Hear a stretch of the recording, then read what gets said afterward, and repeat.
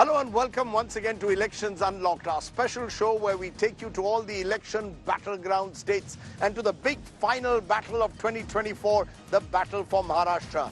I'm at the moment on ground zero and I've been tracking all that's happening. Now, one aspect of the Maharashtra elections are family wars, relatives taking each other on virtually across the state. But there is a family war with a difference in Latur in Marathwada. Here, the sons of former Chief Minister Vilas Rao Deshmukh, Amit and Dheeraj Deshmukh are the sitting MLAs from Latur Rural and Latur City. But in Latur City, the BJP is taking on the Congress by putting up Archana Patil. Who is she? Dr. Archana Patil is the daughter-in-law of Shivraj Patil, the former Union Home Minister. So you have Amit Deshmukh versus Archana Patil, which in a sense is a battle for family legacies of two politicians who've dominated Latur's politics for decades now. I caught up with both sides of this family legacy war in Latur. Listen in to them because it will give you a glimpse as to how families play a major role in politics in Maharashtra. It's our exclusive on Elections Unlocked.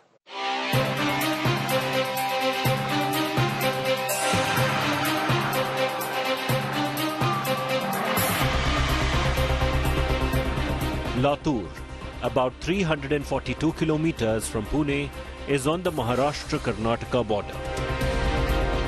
2008 delimitation divided it into two constituencies, Latur rural and urban, for the Maharashtra Assembly. Before the delimitations, Latur has been dominated by the Congress patriarchs like Vilas Rao Deshmukh and Shivraj Patil Chakurkar. The baton has been passed on to the next generation. Eldest of the Deshmukh brothers, Amit, is the three-time sitting MLA from Latur city. His youngest brother, Dheeraj, is the incumbent MLA from the rural constituency. Challenging the Deshmukhs, Shivraj Singh Patil's daughter-in-law, Archana Patil, is contesting on BJP ticket from Latur urban seat this time. The second and more famous middle brother of the Deshmukh clan, Ritesh Deshmukh, has been part of the campaign for his brothers. लोकांच्या प्रश्न सोडवण्याची जी जबाबदारी असते, गेल्या वेळेस मी भाषणात म्हणालो होतो की हा आपला गडी आहे, या गड्याला तुम्ही मतदान करा, हा नेहमी तुमच्या बरोबर राहील आणि 1,00,000 मतांनी तुम्ही त्यांना विजयी केलं होतं. गेले 5 वर्ष इतक्या प्रामाणिकपणे धीरजनी काम केलंय. Dr. Archana Patil Chakurkar, in her early 50s, finally decided to take the pole plunge after being the MD and chairperson of Life Care Hospital and Research Centre for more than a decade. When she joined BJP right before the Lok Sabha elections in March this year, her father-in-law and the veteran Congress leader distanced himself from her political choice. It's a battle of legacies in Latur of two lifelong congressmen, where the second generation is in a direct contest facing each other in a Congress versus BJP battleground of Latur. Bureau Report, India Today. Hello and welcome to this India Today special. We are in Latur in Maharashtra, covering Maharashtra Maza, My Maharashtra, and we are with a pairing that I would call the D team of Latur. Not the D gang, but the D team. Amit Deshmukh, Dheeraj Deshmukh, appreciate both of you joining us. We could have had Ritesh here and we could have had a perfect trio. But tell me, as you go into this election, you're into your 4th Vidhan Sabha election, you're into your 2nd. How would you respond if I said that you are all both products of dynasty, of the fact that you are the sons of Vilas Rao Deshmukh, which is why you are where you are? How would you respond? See, I think, I'm very proud of being my father's son. And, he has served Latur and Maharashtra, Marathwada. And I mean, we've learned everything from him. In fact, I started with the Youth Congress, and then I grew. And I think the party gave me the opportunity when the party felt that I could, deliver in the state assembly. So, more than dynasty, I feel party saw merit, and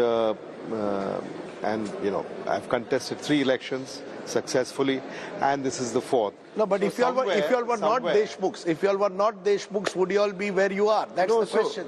So I'm just telling you about that as well. I think, yes, that is a great advantage that, we are Deshmukhs, definitely, because we come, from that family, we have that background. Definitely that is an advantage, so I would not deny that. He's got a double disadvantage, Dheeraj. You're seen as the son of Vilas Rao and the brother of Amit Deshmukh. More difficult for you in that sense to prove yourself in a way. Absolutely. Every election for you is to prove yourself. Absolutely, because when there are greater examples in front of you, you have to live up to that. And that's what I'm trying to do. And there is people's expectation that you should work in a certain way. You always get that your father was, there's always a reference with whoever we speak, whoever interviews us, like yourself, there's always a reference how he was or what he did. So you always have that pressure. You also have to be extra alert, and you're more responsible. So I take it like a challenge, and it's great how we've seen how he's worked, his selfless work for the party and his people. You keep that in mind and you walk the mile, there's no problem. Now, how do you separate it all? I mean, you're contesting Latur rural, he contests the urban areas. I mean, it's almost as if Latur has been divided between the two brothers. I mean, that's, I was in Bid where some of the criticism of the politician, there was, ye sab gharane shahi hai. Hamare, where do we have any chance? All across Maharashtra, it's families. I don't agree with that completely. Across Maharashtra. I don't agree with that completely, because now political parties are also, very scientific about that approach. I mean, the kind of surveys that are being done. And, I mean, if you don't have that elective merit, party is not going to put its strength behind you. I mean, even with me, for example, if I don't have the elective merit, if party doesn't think that I have the elective merit, I may not be given the chance. Somebody else may be given the chance. So I think, you have to work hard. You have to prove yourself, and you have to, be sort of wanted by your electorate. It is a challenge, no doubt. But is it also about protecting a family legacy? Is that the reason why you all went into politics? Both of you, is that the reason why you all decided we need to protect our family turf in Latur? And that's the sense I get in Maharashtra. Everyone is looking to protect their family turfs, whether it's the Pawars or indeed the Deshmukhs or the Thakres. No, that would be unfair to all of us who are trying to work for the people or what mandate we are taking from them. It's also the people who want you to be there with them. It's also the people who associate you with a certain kind of work, certain kind of relation that has been built between the electorate and the person. So that also matters. It's a relation, it's a family. Now it's not about a constituency anymore. It's like a part of a big family with the electorate itself. And they have that trust in you, they have that belief in you, and you have to deliver. It's interesting, at least the two of you as brothers are in the same party. But we are finding in Maharashtra brothers and sisters being split apart, families being torn apart, the Pawars, of course, being the most noticeable example. But look at Raj Thakre versus Uddhav Thakre. You all have stayed together. Yeah. I mean, is that out of compulsion, choice, the fact that the Congress party is you see as the only party? Will I come back 5 years from now to Latur and see Dheeraj in NCP, you in Congress, different parties? Possible? No way. I don't think so. I think we are very clear about our ideology and our loyalty. We're very clear about that. Because I just wonder what it does to a political party when, families split apart. Is politics in Maharashtra becoming about kursi? You said you're very clear about ideology. I wonder what is the ideology of politicians. Over 25% of MLAs elected in Maharashtra in the last 10 years or 15 years have actually been in more than one party.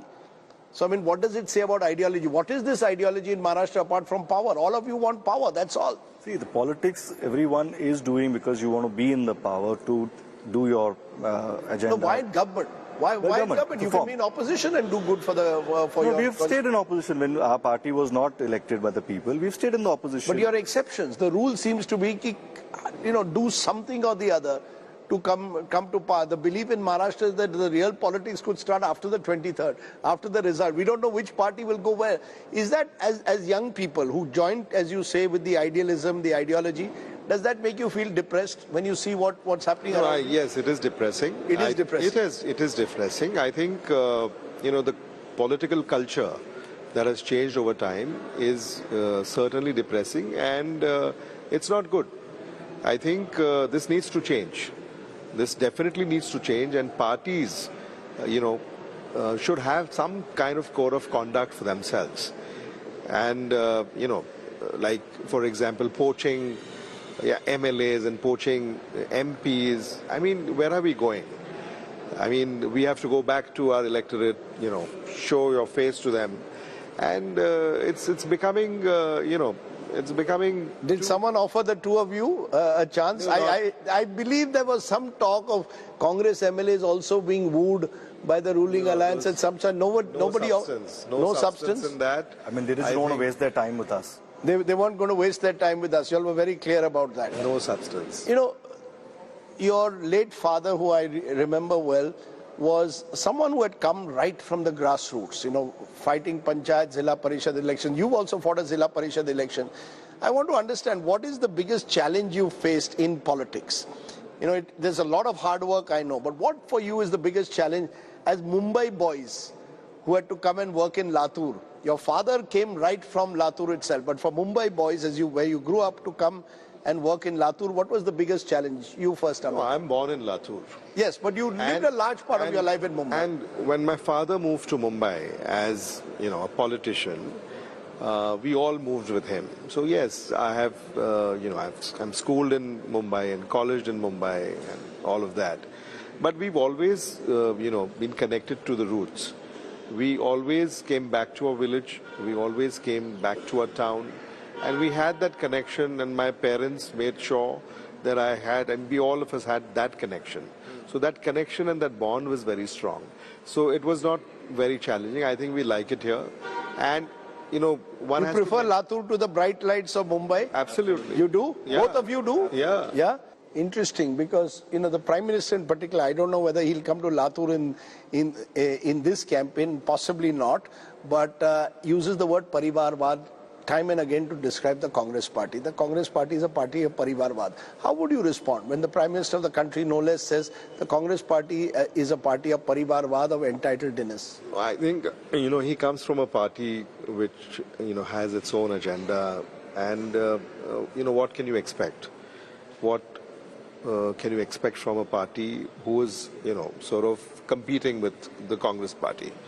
So it is a political statement, a political line. I mean, nothing more than that. You all don't see that as some kind of of the Congress's, a concern for Congress, that if it is perceived as a party of Parivarvad, then many young people who are meritocrats will not vote for you all. They will just see this as a party right from top to bottom, run by families. See, I mean, these days we all work around something called a fake narrative.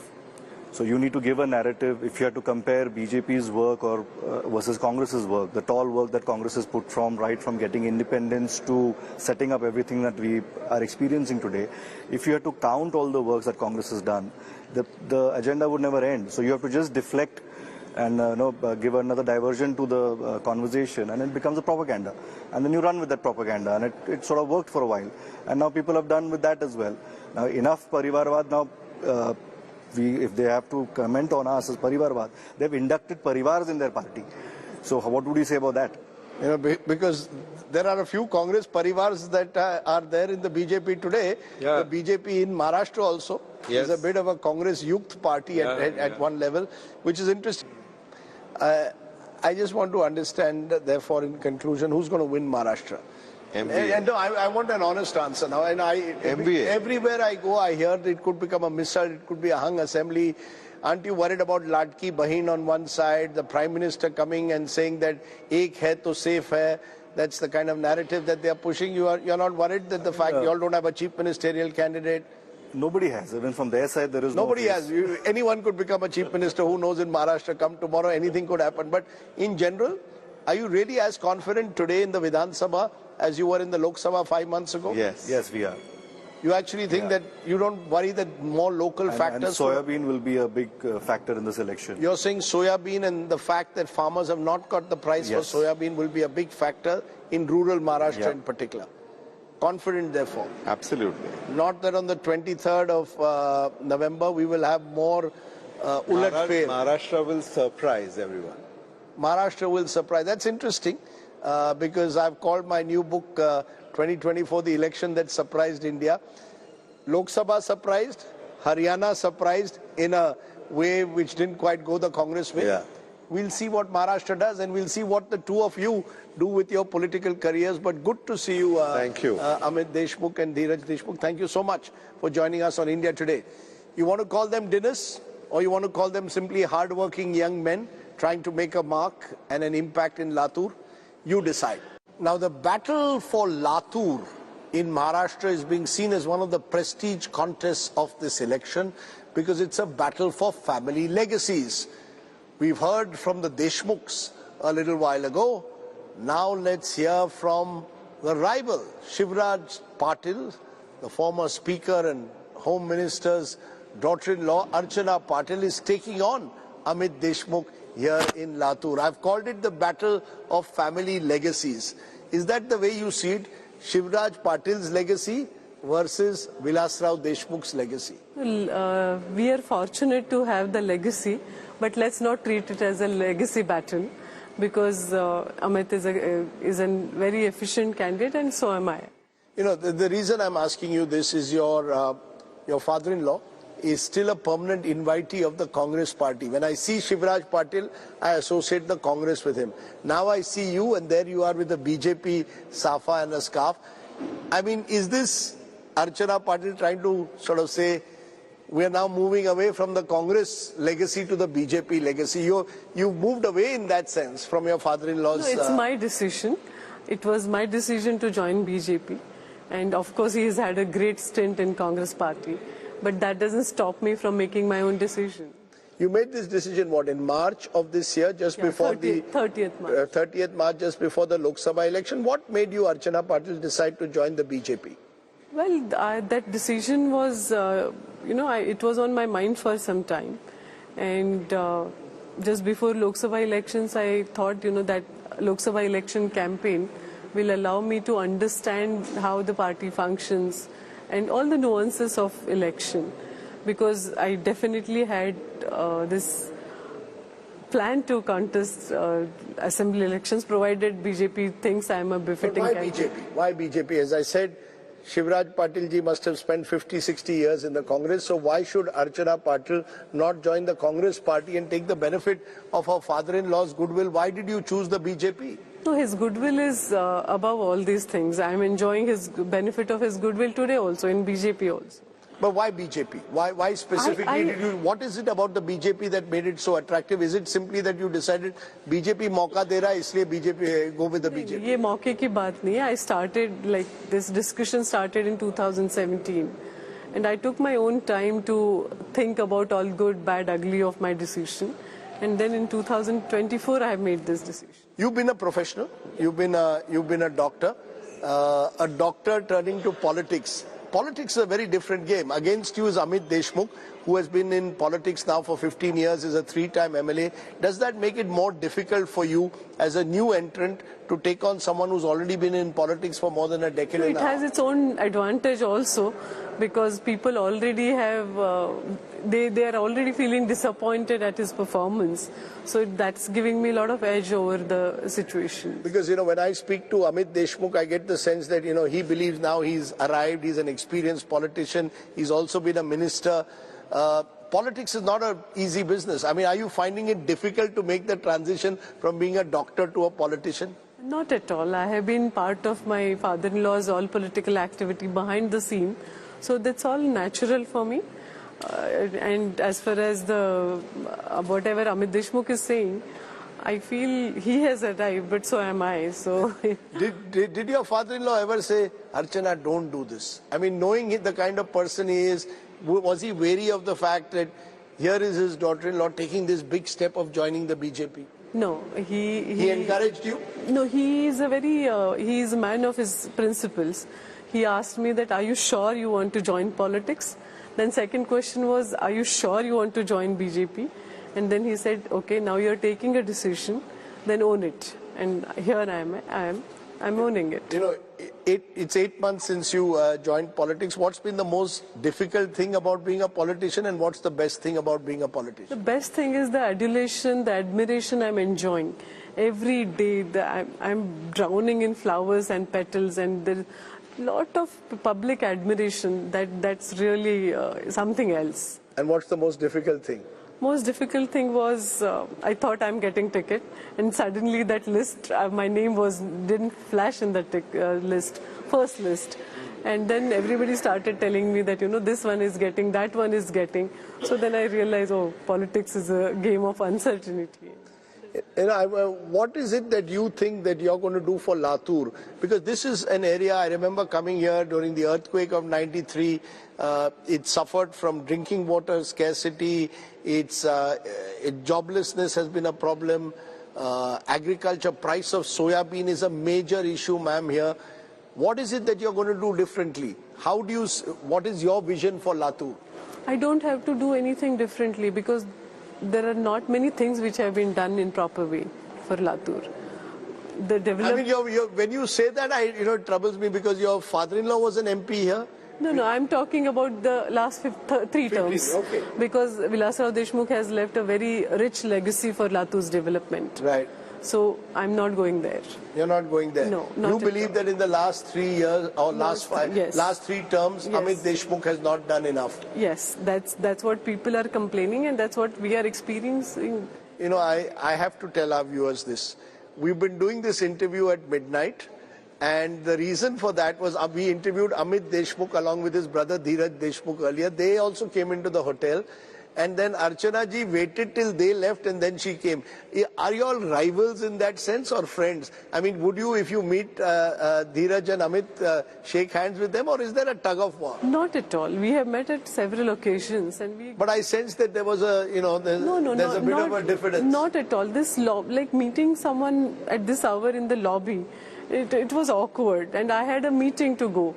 So I requested Anjana ji that let me finish that meeting and come back. Okay, who's going to win? Who's going to win this big battle for Latur? Is it the new debutant or the three-time incumbent is the big question, because there's the larger battle of Mahavikas Aghadi versus Mahayuti. Every seat matters.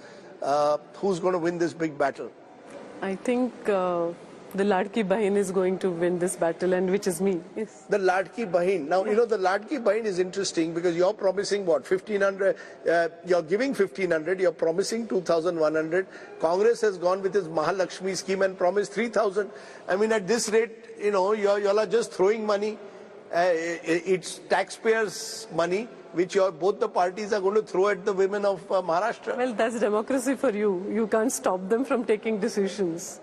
You're telling me, therefore, that you believe that the Ladki Bahin scheme is going to be... It's a game changer. It's a game changer. Absolutely.